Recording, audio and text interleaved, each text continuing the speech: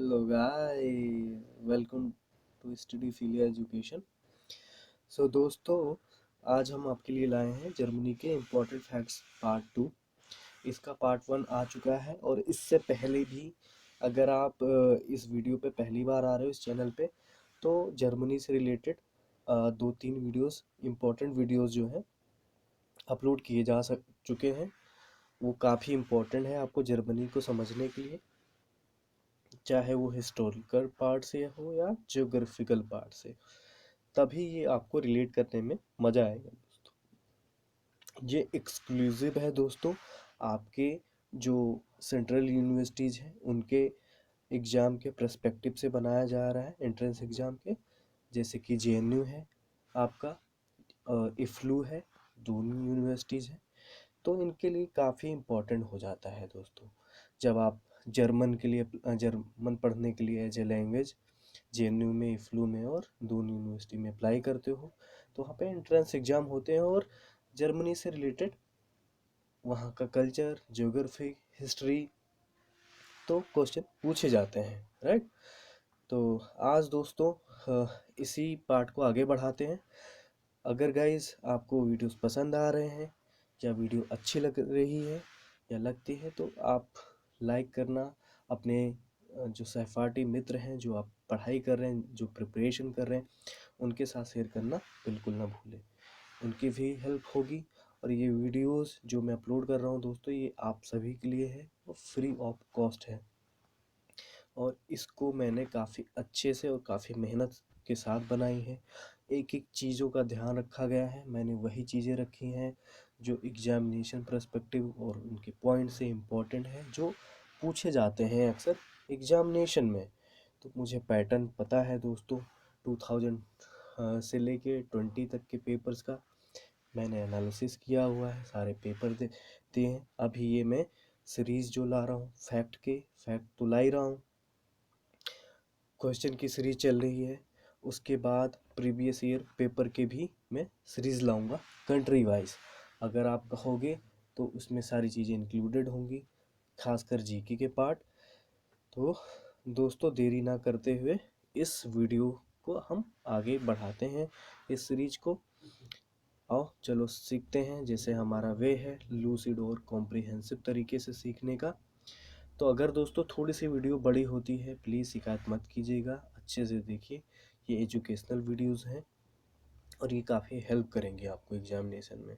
तो आप थोड़ा टाइम दें और अच्छे से सीखें। चलो हम आगे बढ़ते हैं।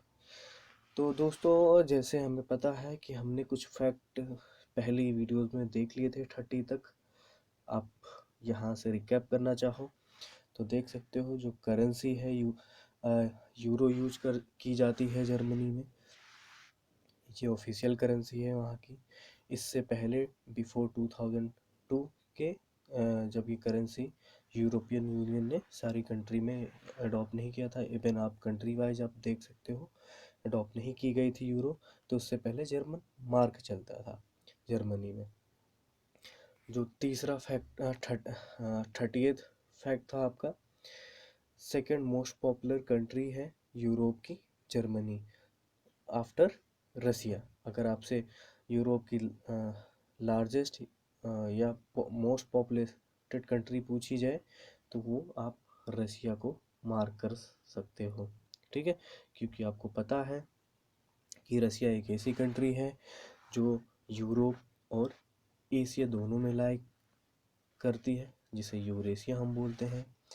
और यूरोप और एशिया को जो नेचुरल बाउंड्री लाइन है, जो डिवाइड करती है रसिया को यूरोप और एशिया में, वो है आपका माउंटेन।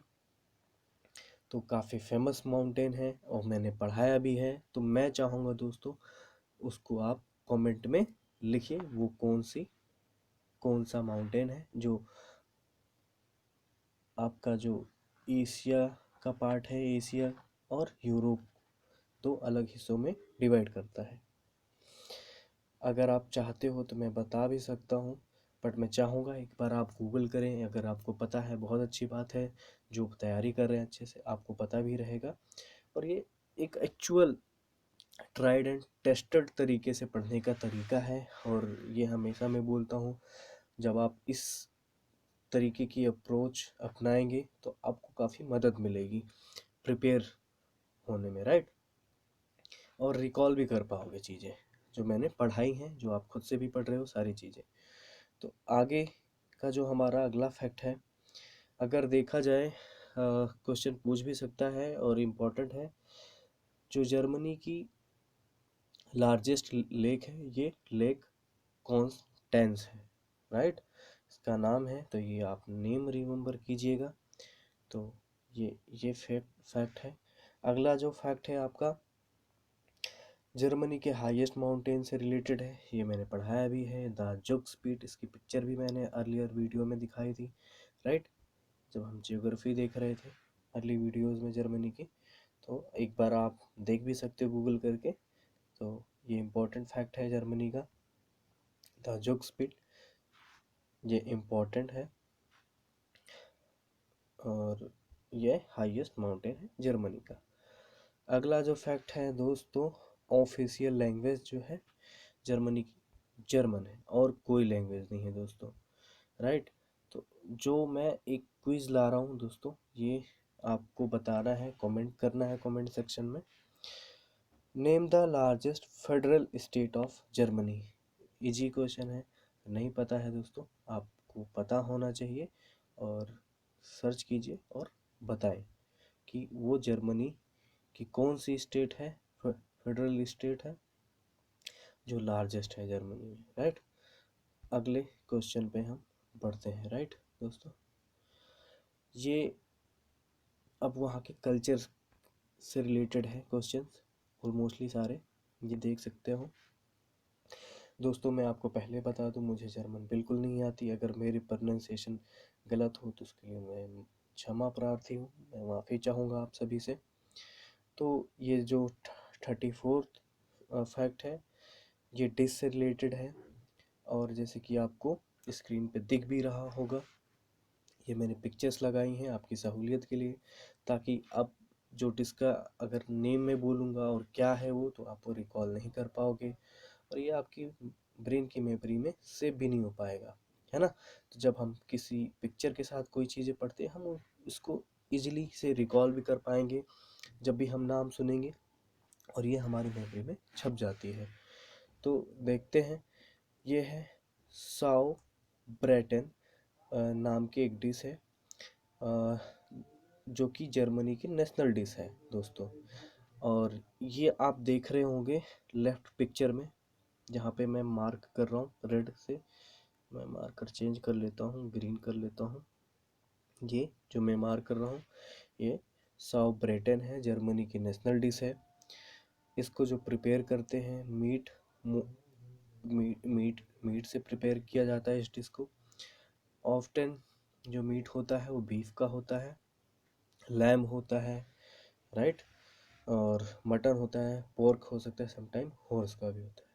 तो German people do like their national food meat specially, so आप ये देख सकते हो, काफ़ी इम्पोर्टेंट डिश है और पूछी जा सकती है, खासकर फेवरेट क्वेश्चन होते हैं इस टाइप के एग्जामिनर के, राइट। अगली जो डिश है, 35th नंबर का फैक्ट है, साउर क्राउट। ये भी एक टाइप की वेजिटेबल डिश है, फूड है, जर्मन का फेमस है।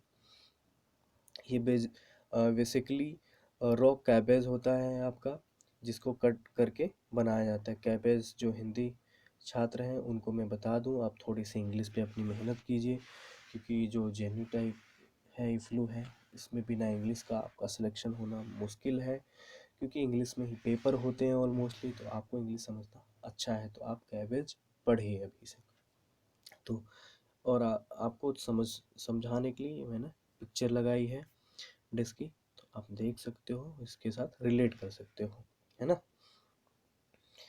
बेसिकली इसको जब रॉ कैबेज होता है, इसको छोटे छोटे पीस में काटा जाता है, फिर इसको फर्मेंट किया जाता है, लाइक अचार आप देख सकते हो। इसमें वेरियस लैक्टिक एसिड बैक्टीरिया से ये फिर बनता है, काफ़ी टेस्टी होता है एज ए आप अचार बोल सकते हो, इसको आप यूज कर सकते हो, है ना, यूज करते ही हैं। अगला जो डिश है आपका, आपकी स्क्रीन पे, रोथ क्रॉथ। ये रेड कैबेज है, काइंड ऑफ कैबेज ही है, रेड कैबेज। इसको लोग खाते हैं वहाँ पे और काफ़ी फेमस है जर्मन में, रोथ क्रॉथ। तो ये भी आप देख सकते हो, कभी भी पूछा जाए तो आप बता सकते हो कि क्वेश्चन आपसे ऐसे पूछेगा, ये नाम दे देगा और ये पूछ लेगा जर्मनी में ये किस चीज़ से रिलेटेड है, फूड से, म्यूजिक से, क्या है। तो अगर आपको पता है काइंड ऑफ डिश है, ये फूड से रिलेटेड है, जर्मन फूड है, तो आप आंसर कर पाओगे। सिमिलरली ऐसे ही जो 37 फैक्ट है आपका, स्पार्गल।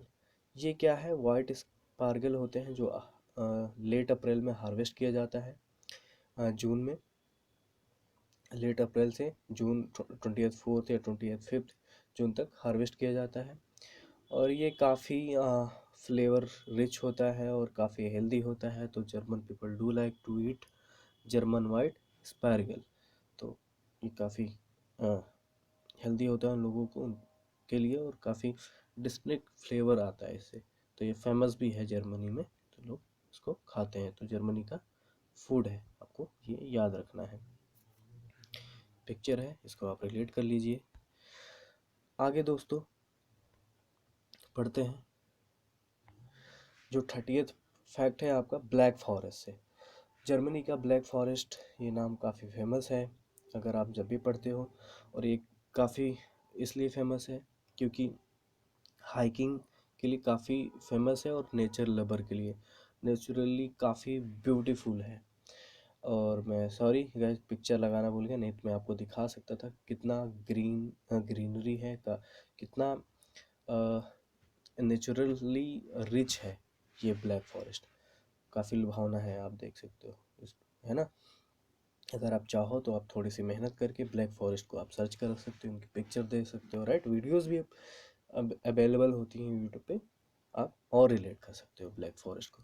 जब अगर पूछा जाए आपसे क्वेश्चन कि ब्लैक फॉरेस्ट कहाँ है, तो आपको बताना है जर्मनी में। कंट्री के ऑप्शन दे दिए जाएंगे, जर्मनी, स्पेन, फ्रांस, रसिया। तो ऐसे आपको राइट ऑप्शन चूज करना है।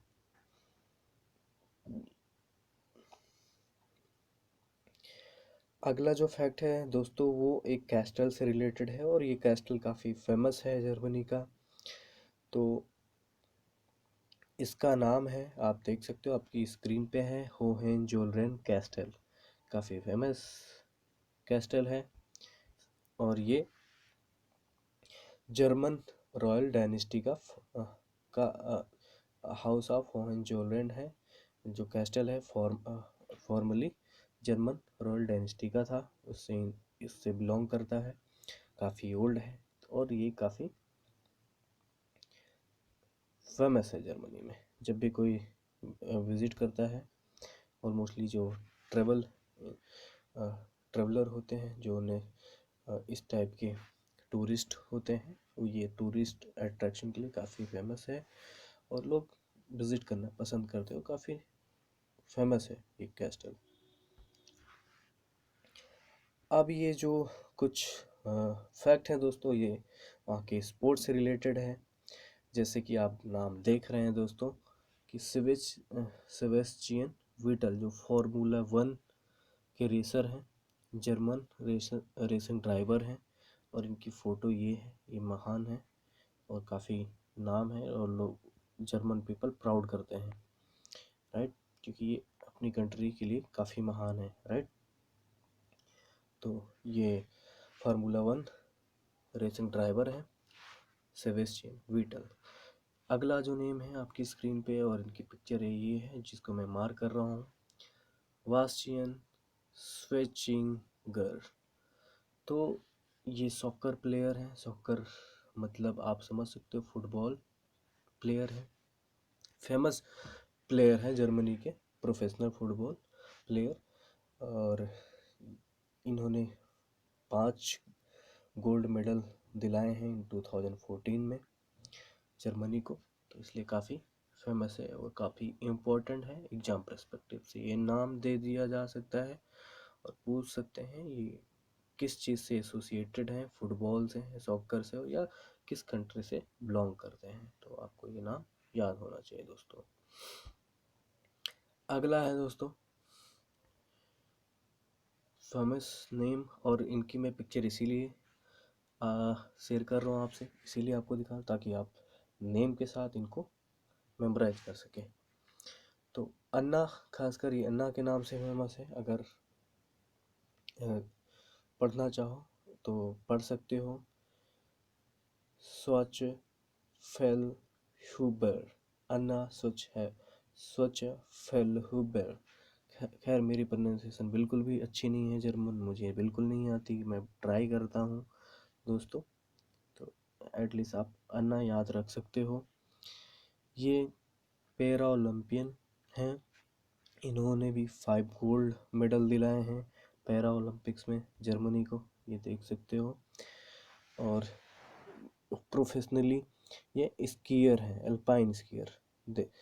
तो ये इन्होंने भी 2014 में काफ़ी कुछ कमाया है, नाम कमाया है अपनी स्पोर्ट्स फील्ड में, राइट। तो 2014 का विंटर पैरा ओलंपिक्स में इन्होंने 5 मेडल दिलाए हैं जर्मनी को, तो इसलिए काफ़ी फेमस है ना। तो इनकी ये फ़ोटो आप देख सकते हो और मेमोराइज कर सकते हो, राइट।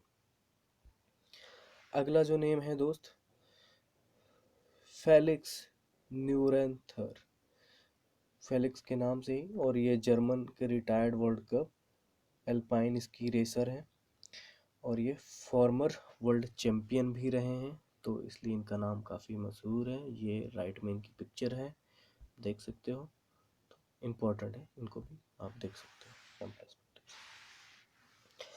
अगला जो नेम आता है दोस्तों फैक्ट में, बोरिस बेकर हैं, जो कि टेनिस प्लेयर हैं, और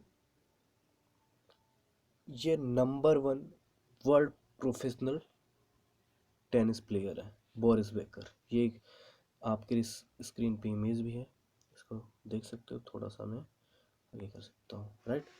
तो आप रिलेट कर सकते हो बोरिस बेकर को, जर्मन के फॉर्मर प्लेयर हैं, world number 1 professional tennis player. अगला नेम आता है दोस्तों स्टेफी ग्रैफ के, ये भी टेनिस प्लेयर हैं, ये महिला टेनिस प्लेयर हैं स्टेफी ग्रैफ। राइट राइट साइड में ये पिक्चर है जिसको मैंने मार्क किया है। ये भी फॉर्मर प्रोफेशनल टेनिस प्लेयर हैं और ये भी वर्ल्ड नंबर 1 इन्होंने रिकॉर्ड बनाया था 377 वीक्स, एंड इन्होंने 22 ग्रैंड स्लैम सिंगल टाइटल अपने नाम किया हुआ है, राइट। तो ये काफ़ी इम्पोर्टेंट प्लेयर हैं जर्मनी के लिए टेनिस फील्ड में, राइट।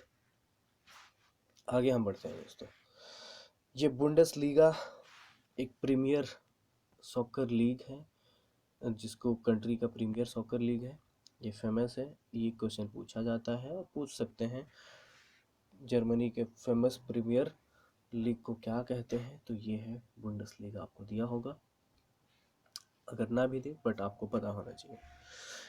अगला जो फैक्ट है, the most popular sport in Germany are soccer, tennis, swimming and skiing. ये कुछ स्पोर्ट्स हैं जो जर्मनी में बहुत फेमस है और लोग खेलते भी हैं। अगला जो फैक्ट है, इन 1949 ये बोन सिटी से रिलेटेड है, और आफ्टर वर्ल्ड वॉर के टाइम पे जब जर्मनी डिवाइड हुआ था 2 हिस्सों में, राइट, जिसको एलाइड पावर ने बांट दिया था, और जिसका वेस्ट हिस्सा था एफआरजी, फेडरल रिपब्लिक ऑफ जर्मनी, जिसकी कैपिटल बॉन थी, बॉन सिटी, ये आपके शहर है ना। और ये वेस्ट जर्मनी को बिलोंग, जैसे मैंने बताया एफआरजी है ना, तो ये वेस्ट जर्मनी की कैपिटल थी। तो ये फैक्ट है, आपको याद रखना है। इफ आफ्टर जब डिवाइड हुआ था जर्मनी, उसके बाद ये कैपिटल बना था वेस्ट जर्मनी का। अगला फैक्ट है म्यूनिक से, और ये बावेरिया का लार्जेस्ट कैपिटल है ना। सॉरी, बावेरिक, ये जो म्यूनिक है, मैंने लार्जेस्ट कैपिटल बोल दिया, माफ़ करना दोस्तों। ये जो म्यूनिक शहर है ये बावेरिया का कैपिटल है और लार्जेस्ट सिटी है बावेरिया का।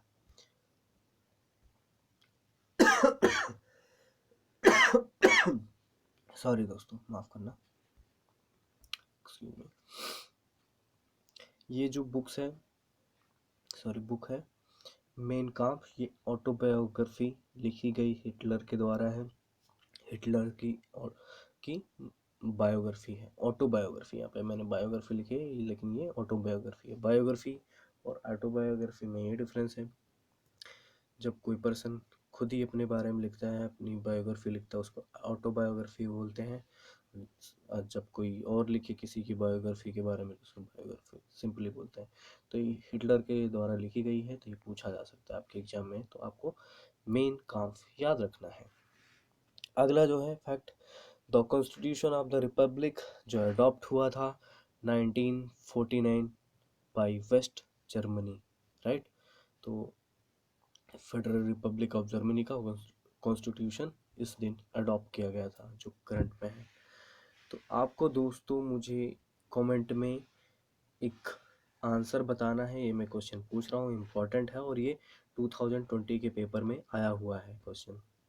आपको बताना है 1949 में after world war two Germany की का चांसलर कौन था, उनका आप नेम बताइए कमेंट सेक्शन में। जर्मनी के चांसलर का नाम 1949 में, और ये क्वेश्चन पूछा गया है हाल ही में 2020 में जेएनयू के एग्जामिनेशन में, राइट। तो अगला फैक्ट है हमारा, West Germany rapid economic recovery in the 1950s में जो इकोनॉमिक ग्रोथ हुई है, क्योंकि आपको पता है जर्मनी पूरी तरीके से हार गया था वर्ल्ड वॉर टू भी, तो इकोनॉमिकली काफ़ी वीक था। पर 1950s में एक इकोनॉमिक मिरेकल आप बोल सकते हो, इसको बोला ही जाता है, राइट। तो इकोनॉमिक मिरेकल हुआ जिसमें काफ़ी अच्छी ग्रोथ हुई, इकोनॉमिकली काफ़ी ग्रो किया जर्मनी, दोबारा खड़ा हुआ as a world economic power. और आज भी जर्मनी वन वर्ल्ड वर्ल्ड में जितने भी इकोनॉमिक पावर हैं उनमें से एक है। तो 1950s में ही आफ्टर वर्ल्ड वॉर काफ़ी ग्रो किया था इकोनॉमिकली, राइट। तो ये वर्ड आप याद रखना है, इकोनॉमिक मिरेकल कब हुआ था जर्मनी में, 1950s के टाइम पे। अगला है हमारा फैक्ट दोस्तों, फैक्ट नंबर 52। अब ये काफ़ी इम्पोर्टेंट है, द ट्रीटी ऑफ वर्साइलेस ये कब साइन किया गया था, ये सीधे सीधे ऐसे क्वेश्चन पूछा जा सकता है। When was the treaty of Versailles sign, है ना। तो आपको याद रखना है जून 1919 में आफ्टर वर्ल्ड वॉर वन। ये पैलेस ऑफ वर्साइल में, जो कि पेरिस में है, आपको ये भी याद रखना है। वर्साइल पैलेस कहाँ है, वो पेरिस में है, और वर्ल्ड वॉर वन के बाद साइन किया गया था, राइट दोस्तों। इम्पोर्टेंट क्वेश्चन है, मार्क कर लीजिए, चाहो तो नोट भी कर सकते हो अपने नोटबुक में। तो ये ट्रीटी ऑफ वर्साइल में था क्या, है ना। तो बेसिकली ये एक ट्रीटी थी, peace treaty after world war one, जिसमें जर्मनी को रिस्पॉन्सिबल ठहराया गया था वर्ल्ड वॉर को स्टार्ट करने के लिए, है ना, वर्ल्ड वॉर वन। इसमें जर्मनी के ऊपर हार्श पेनाल्टी इम्पोज की गई थी, जिसमें जर्मनी को अपनी टेरिटरी खोना पड़ा था, मैसिव रिपरेशन इन द मनी, जो कि पेमेंट था, चुकाना था, और काफ़ी ज़्यादा प्रॉब्लम आई थी, इकोनॉमिकली काफ़ी बैकवर्ड हो गई थी, जितना जैसे मैंने अभी बताया 1950s में ग्रो की थी। और उस टाइम पे आपको पता होगा 1929 के टाइम पे रिसेशन आया था, जो कि अमेरिका में, वो भी ये काफ़ी बड़ा रीजन था, जो कि जर्मनी काफ़ी स्ट्रगल कर रहा था ट्रीटी ऑफ वर्साइलेस के बाद, क्योंकि बहुत सारे जर्मन मार्क देने पड़ रहे थे, चुकाने पड़ रहे थे, रिपेमेंट करना पड़ रहा था एलाइड पावर को। और ये भी बताया, आप ऐसे गैस कर सकते हो उस समय जर्मनी की हालत कैसी थी कि मिलियन ऑफ मार्क्स चुकाने पड़ते थे लोगों को ब्रेड खरीदने, इतनी महंगाई बढ़ चुकी थी जर्मनी में, काफ़ी ज़्यादा प्रॉब्लम आई थी, इकोनॉमिकली बहुत स्ट्रगल कर रहा था जर्मनी, है ना। तो और ये एक मेजर कारण भी बनता है वर्ल्ड वॉर 2 का जर्मनी के लिए, है ना। तो आप ये देख सकते हो। और जर्मनी को अपनी आर्मी हटानी पड़ी थी, डिमिलिटराइज करना पड़ा था, है ना। तो जिसमें से फ्रांस जो एलाइड पावर में थी वो काफ़ी सारे एरिया को कैप्चर कर रहा था आफ्टर द वर्ल्ड वॉर 1, जब जर्मनी हारा था। तो ये चीज़ें देख सकते हो, ट्रीटी ऑफ वर्साइलेस काफ़ी सिग्निफिकेंट है वर्ल्ड वॉर 1 की, और जर्मनी से काफ़ी रिलेटेड है ना। तो और ये क्वेश्चन भी पूछा जा सकता है ना, ट्रीटी ऑफ वर्साइलेस कब हुआ था, बेसिकली डेट पूछी जा सकती है आपसे। आगे एक फेमस पर्सनालिटी का नाम मैंने दिया हुआ है, और ये नोबेल प्राइज़ विनर है लिटरेचर में 1999 में इनको नोबेल प्राइज़ फॉर लिटरेचर दिया गया था। गुंटर ग्रास जर्मनी के हैं, ये बिलोंग करते हैं जर्मनी से, तो इम्पोर्टेंट बनता है आपके लिए क्वेश्चन, तो आपको याद होना चाहिए। तो ये जो फेमस पर्सनालिटी है गुंटर ग्रास, उनकी पिक्चर है, आप याद कर लो, देख सकते हो, है ना। तो आगे बढ़ते हैं। तो अगला जो फैक्ट है हमारा वेमार रिपब्लिक से है। द वेमार रिपब्लिक जो कि जर्मनी की गवर्नमेंट थी, कब से, आफ्टर वर्ल्ड वॉर 1 1919 से लेके 1933 तक, जब तक हिटलर चांसलर नहीं बना था जर्मनी का। आफ्टर जब हिटलर को पावर मिली जर्मनी की, जब वो चांसलर बना, उसने इसको डिसॉल्व कर दिया था वेमार रिपब्लिक को। तो जब हम वर्ल्ड वॉर 1 की सीरीज पढ़ेंगे 2 की, तो उसमें मैं आप अच्छे से समझाऊंगा क्या किया था हिटलर ने, और यहीं से राइज ऑफ नाजी जर्मनी का स्टार्ट हुआ था, जब वेमार रिपब्लिक को हटा दिया था, है ना, डिसॉल्व कर दिया था, ये आप बोल सकते हो। प्रिएट वर्ड है इसके लिए। तो और इसका मेन कारण था, इसको क्यों डिसॉल्व किया गया था, तो इसका मेन एम यही था हिटलर का कि उसको जेन्युइन पावर मिल सके, है ना। और जो वेमार रिपब्लिक का एम था, इसको क्यों बनाया गया था, इसका एम था कि जो जर्मनी के एडल्ट्स हैं, जो पीपल्स हैं, उनको एक पावर मिले, क्योंकि उससे पहले आपको पता है यहाँ पे किंग था, और उस किंग का भी आप नाम कमेंट में बताएं। तो आज के लिए दोस्तों इतना ही। आई होप आपको काफ़ी कुछ सीखने को मिला होगा, काफ़ी कुछ चीज़ें समझ में आई होंगी। तो अगर हाँ, तो आप लाइक और शेयर करना बिल्कुल ना भूलें, अपने फ्रेंड के साथ शेयर करें जो प्रिपरेशन कर रहे हैं, आने वाले एग्जामिनेशन में भाग लेंगे, हिस्सा लेंगे 2021 के। तो ये वीडियो उन सभी के लिए काफ़ी प्रॉफिटेबल है, आप ये बोल सकते हो। प्रॉफिटेबल ये वर्ड नहीं है एप्रोप्रिएट, बट हाँ उनको काफ़ी फ़ायदा देगी उनके एग्जामिनेशन पर्सपेक्टिव से, चाहे वो जेएनयू की प्रिपरेशन कर रहे हों, दून की या इफ्लू की। तो आज के लिए दोस्तों इतना ही। मैं Puneet Tiwari signing off. Thank you.